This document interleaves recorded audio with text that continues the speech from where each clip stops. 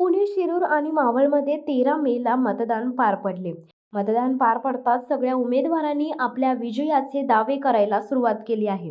त्यात कार्यकर्त्यांकडून थेट बॅनर्स देखील लावण्यात येत असून शुभेच्छा द्यायला सुरुवात झाली आहे.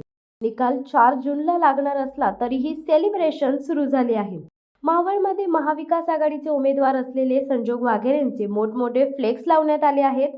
खासदार आमच्या जनतेचा देहूनगरीत मतदारांच्या आणि कार्यकर्त्यांच्या जीवावरती विजय निश्चितच, घासून नाही ठासून हाणली. माननीय श्री संजोगजी भिकू वाघेरे यांचे प्रचंड बहुमताने खासदारपदी निवड झाल्याबद्दल हार्दिक अभिनंदन असा मजकूर असलेले बॅनर लावण्यात आले आहेत. मावळमध्ये श्रीरंग बारणे आणि संजोग वाघेरे यांच्यात तगडी लढत आहे.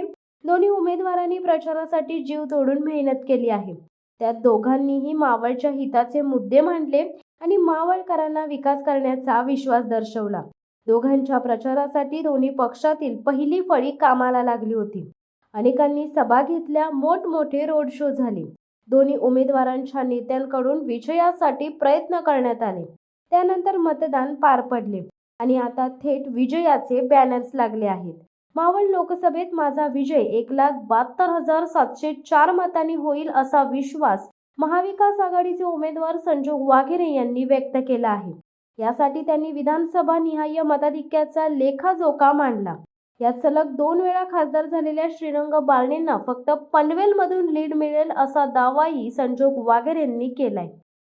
शिवसत्ता टाइम्स न्यूज ब्युरो, पुणे.